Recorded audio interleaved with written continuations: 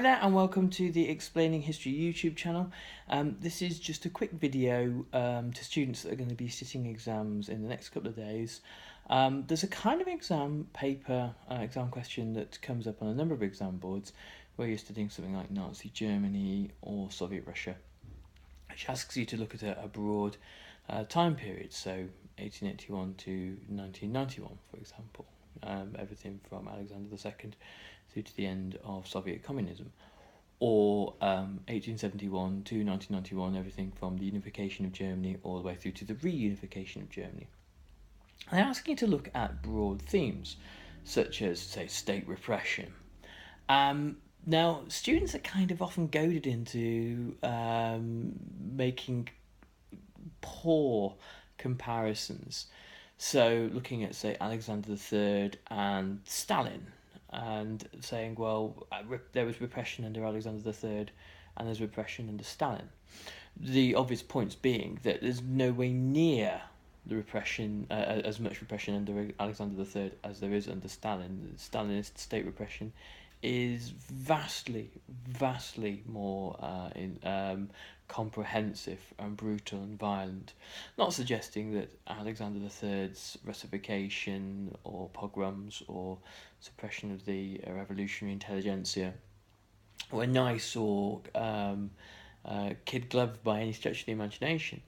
But the real point here is the difference between, it's not so much the similarities, but the differences between Stalin, the Tsars, and Leninism, Stalinism, what have you. And that's where I think you really get your marks. You say, so you can approach the paragraph by saying, well, at first glance there appear to be similarities. Russification, the erasure of national identities. What did Stalin do with national groups? He shipped them around and sent them off to labour camps, and moved. It took people from one part of, say, Belarus or Poland, and dumped them in Kazakhstan, that kind of thing. But you say, that's superficially similar, the superficial similarity. The difference is the scale and the scope and the intent behind it. And so the difference really is the ideological goals behind what was happening.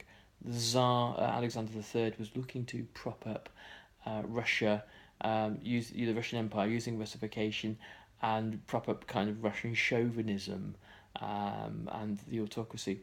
Stalin was attempting not to prop up a regime like that, but to had a number of goals, bringing about social and ideological transformation in the USSR by the use of state violence. So look for the superficial similarities but the deep differences. Once again, there are superficial similarities between the Kaiserreich and Nazi Germany, but there are deep ideological differences.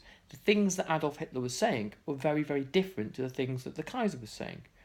The Kaiser, despite his sort of casual anti-Semitism, was no way near, and his militarism was no way near the ideologue that Adolf Hitler was.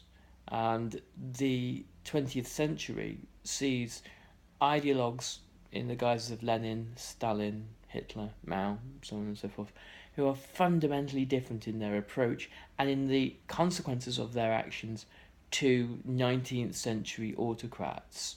And to what happens, I think, with a lot of students is they go, Tsarism was undemocratic, Stalinism and Leninism were undemocratic, Lenin and Stalin were dictators, therefore the Tsar must have been a dictator.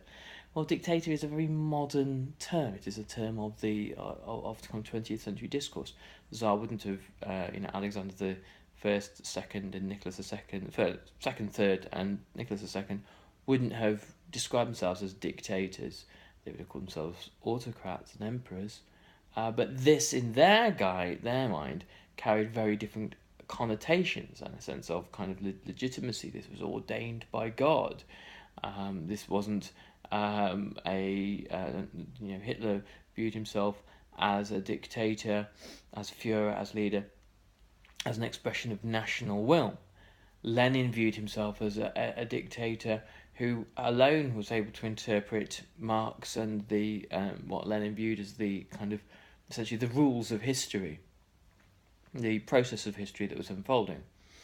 So there are fundamental differences there. So here's my advice: look, observe the superficial similarities, but then draw out the deeper differences. And good luck. Remember, subscribe and say nice things about this YouTube channel because, you know. Anyway, thanks very much, and I'll see you soon. All the best. Bye bye.